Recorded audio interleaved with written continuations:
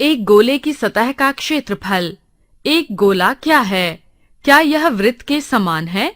हाँ, आप ऐसा मान सकते हैं, क्योंकि एक वृत्त एक समतल नजदीकी आकृति है जिसका हर बिंदु एक स्थिरता में निहित है। एक निश्चित बिंदु से दूरी, जिसे त्रिज्या कहा जाता है, जो वृत्त का केंद्र कहा जाता है। अब यदि आप एक वृत्तीय चकती के एक व्यास पर एक तार चिपका देते हैं तो इसे घुमाते हैं, जैसा आपने पहले किया था। पिछले अनुभाग में त्रिकोण घुमाया था, तो आप एक नया ठोस देखते हैं। किस चीज के यह सदृश्य होता है? एक गेंद। हाँ, यह एक गोला कहलाता है। तार, जो गोले की सतह क्षेत्र को पूरी तरह से ढक लिया था, पूरी तरह से एक ही त्रिज्या के सभी क्षेत्र के रूप में 4 हलकों के क्षेत्रों को भरने के लिए इस्तेमाल किया गया है। यदि हम गोले का 2 बराबर हिस्सों को विभाजित करते हैं तो हमें एक विभाजित गोलार्ध मिलता है। एक गोले की वक्र सतह का क्षेत्रफल 2 गुणा पाई आर वर्ग के बराबर और एक गोलार्ध की कुल सतह का क्षेत्रफल पाई आर वर्ग के 3 गुणा के बराबर होता है। उदाहरण के लिए, एक खोखले गोले जिसमें सर्कस का मोटरसाइकिल सवार अपने स्टंट करता है का व्यास 7 मीटर है। सवारी करने के लिए मोटरसाइकिल सवार के लिए उपलब्ध क्षेत्रफल का पता लगाएं।